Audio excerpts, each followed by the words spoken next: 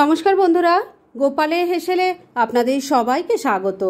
রোজ রোজ একঘেয়ে সবজি খেতে ভালো না লাগলে আজকে আমার এই দুর্দান্ত স্বাদের রেসিপিটা ট্রাই করতে পারেন। এটা কিন্তু ভাত রুটি দুটোর সাথেই খেতে খুব ভালো লাগবে। তাই চলুন আর সময় নষ্ট না করে রান্নাটা করে ফেলি। আজকে এই দুর্দান্ত স্বাদের নিরামিষ রান্নাটা করার জন্য কড়াইয়ে বেশ খানিকটা জল নিয়ে গরম করে নিয়েছি। এর মধ্যে অল্প নুন দিয়ে দিলাম। এবার এর মধ্যে দিয়ে দেব একটু সয়াবিন। এখানে প্রায় 2 কাপ পরিমাণ সয়াবিন আছে। ভালো করে মিশিয়ে নিচ্ছি। আর এবার এই সয়াবিনটাকে 2-3 মিনিট জলে একটু সেদ্ধ করে নেব। সয়াবিনটাকে মিনিট 2 জলে সেদ্ধ করে নিলাম। এবার গ্যাসটা বন্ধ করে দিলাম। সয়াবিনগুলো এবার গরম জল থেকে তুলে নেব। প্রথমে নর্মাল ওয়াটারে দুবার ভালো করে ধুয়ে নিয়ে তারপর খুব ভালো করে চেপে চেপে এর থেকে জলটা বার করে দিয়ে তারপর নেক্সট স্টেপের দিকে এগোবো। সেদ্ধ করা সমস্ত সয়াবিন থেকে ভালো করে চেপে চেপে জল বার করে দিয়ে একটা বড় বাটির মধ্যে নিয়ে নিয়েছি। এবার এর মধ্যে আমি এক এক করে কিছু জিনিস দেব। প্রথমেই দিয়ে দিচ্ছি 1/2 কাপ পরিমাণ টক দই, দিয়ে দিচ্ছি অল্প একটু লাল লঙ্কার গুঁড়ো, দিয়ে দিচ্ছি একটু গোলমরিচের গুঁড়ো, অল্প নুন দিয়ে দিলাম। এর সাথে দিয়ে দিচ্ছি 3 টেবিল স্পুন কর্নফ্লাওয়ার। এবার সবকিছু খুব ভালো করে মাখিয়ে নিচ্ছি। সবকিছু খুব ভালো করে সয়াবিনের সাথে মাখিয়ে নিয়েছি। এবার এই বাটিটাকে আমি কিছুক্ষণের জন্য এক সাইডে রেখে দিচ্ছি আর নেক্সট স্টেপের দিকে এগোচ্ছি। ম্যারিনেট করা সয়াবিনগুলো এবার ফ্রাই করে নেব। সেজন্য কড়াইয়ে রিফাইন অয়েল গরম করে নিয়েছি। এর মধ্যে সয়াবিনগুলো দিয়ে দিচ্ছি। প্রথম ব্যাচের কয়েকটা আমি ভাজার জন্য বসিয়ে দিয়েছি। এই ভাজার আগে তেলটা কিন্তু খুব ভালো করে প্রথমে গরম করে নেবেন আর তারপর মিডিয়াম ফ্লেমে এগুলোকে উল্টে পাল্টে লাল লাল করে ভেজে নিতে হবে। প্রথম ব্যাচের সয়াবিনগুলো উল্টে পাল্টে ভালো করে ভেজে নিয়েছি। এবার এগুলো তেল ঝরিয়ে তুলে নিচ্ছি।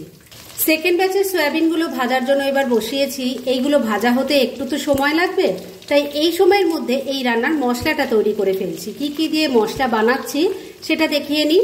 এখানে আছে 2 চামচ পোস্ত, 2 চামচ সাদা তিল, 7-8টা কাজু বাদাম নিয়েছি আর 4টে কাঁচা লঙ্কা আছে। ঝালটা অবশ্যই নিজেদের টেস্ট অনুযায়ী দেবেন। এগুলো সব একসঙ্গে মিশিয়ে মশলা বেটে নেব।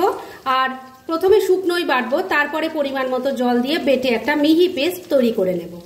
মশলাটা তৈরি হয়ে গেছে আর সমস্ত সয়াবিনগুলো ভেজে তুলে নিয়েছি। সয়াবিন ভাজার পর অনেকটা তেল ছিল, আমি তেল কমিয়ে রেখে দিয়েছি, কেননা গ্রেভি তৈরির জন্য এতটা তেলের দরকার নেই। এবার এই তেলের মধ্যে দিয়ে দিচ্ছি গোটা জিরে, গোটা গরম মশলা। গরম মশলার মধ্যে আছে 2-3টে এলাচ, 2-3টে লবঙ্গ, একটা দারচিনি। ফোড়নটাকে কয়েক সেকেন্ড একটু ভাজা ভাজা করে নিচ্ছি। ফোড়নটা ভাজা ভাজা হয়ে গেছে। এবার ফ্লেমটা একদম কম করে দিয়েছি। এবার এই তেলের মধ্যে দিয়ে দিচ্ছি অল্প একটু কাশ্মীরি মির্চ পাউডার আর দিয়ে দিচ্ছি 1 চামচ জিরের গুঁড়ো।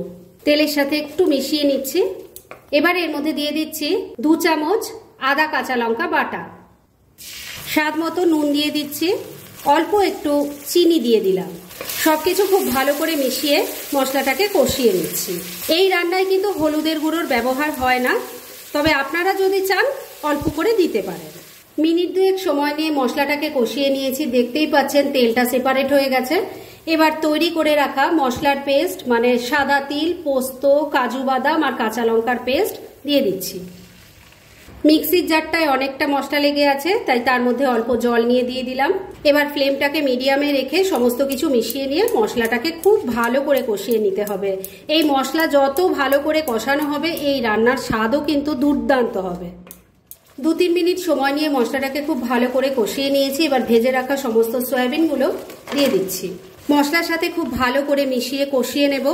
বন্ধুরা, আপনারা আমার রেসিপি দেখার সাথে সাথে আমার ফেসবুক পেজ গোপালের হেসেল, তাতেও ভিজিট করতে পারেন। ডেসক্রিপশন বক্সে লিংক দেওয়া আছে। ভেজে রাখা সয়াবিনগুলো মশলার সাথে মিশিয়ে নিয়ে মিনিট 2 আবারও কষিয়ে নিয়েছি। এবার গ্রেভির জন্য জল দিয়ে দেব। এই রান্নাটা কিন্তু খুব বেশি ঝোলঝোল হয় না, আবার একদম শুকনোও ভালো লাগবে না, তাই সেই বুঝে জল দেবেন। ভালো করে মিশিয়ে নিচ্ছি। সবকিছু খুব ভালো করে মেশানো হয়ে গেছে। এবার ফ্লেমটাকে লো আর মিডিয়ামের মাঝামাঝি রেখেছি। এই ফ্লেমে ঢাকা দিয়ে 3-4 মিনিট রান্না করে নিচ্ছি। মিনিট 4 রান্নাটা করে নিয়েছি। এবার ঢাকা তুললাম।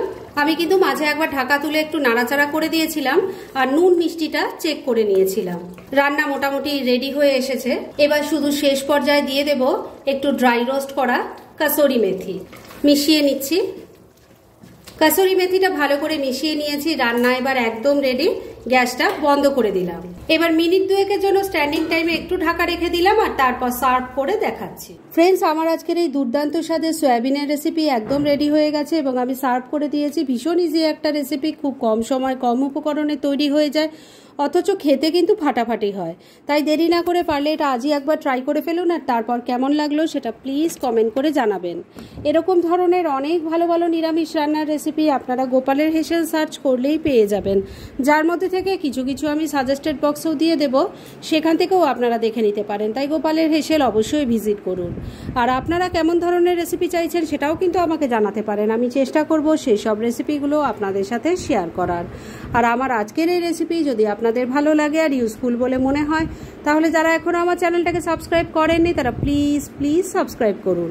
তাহলে আজকের মতো এখানেই শেষ করছি, পরদিন আবার এরকমই কোনো ভালো রেসিপি নিয়ে চলে আসব। আপনারা সবাই খুব ভালো থাকুন, সুস্থ থাকুন।